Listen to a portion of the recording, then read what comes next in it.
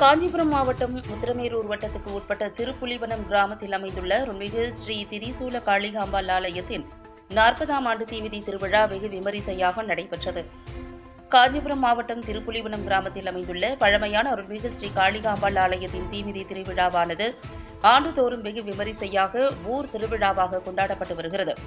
இன்று திரிசூல காளியம்மனுக்கு காப்பு கட்டுதலுடன் துவங்கிய நிகழ்வில் அம்மனுக்கு சிறப்பு அபிஷேகம், மகா தீபாராதனை, உலக நன்மை வேண்டி வேள்வியாகம், திருவிளக்கு பூஜைகளுடன் துவங்கிய நிகழ்வில் பக்தர்கள் வேப்பம் சீலை சாத்துதல், கூழ்வார்த்தல், ஏழை எளிய மக்களுக்கு நலத்திட்ட உதவிகள் வழங்குதல், ஆன்மீக சொற்பொழிவு உள்ளிட்ட பல்வேறு கலை நிகழ்ச்சிகள் நடைபெற்றன.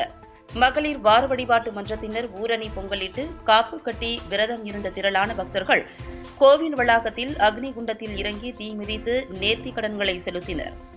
அலங்கரிக்கப்பட்ட புஷ்ப ரதத்தில் திரிசூல காளியம்மன் எழுந்தருளி திருவீதி உலா வந்து பக்தர்களுக்கு காட்சியளித்தார். தீமிதி திருவிழாவில் உத்திரமேரூர் மற்றும் அதனைச் சுற்றியுள்ள ஏராளமான செவ்வாடை தொண்டர்கள் கலந்து கொண்டு சுவாமி தரிசனம் செய்தனர். திருவிழாவில் பங்கேற்ற பக்தர்கள் அனைவருக்கும் அறுசுவையுடன் கூடிய உணவு வழங்கப்பட்டது.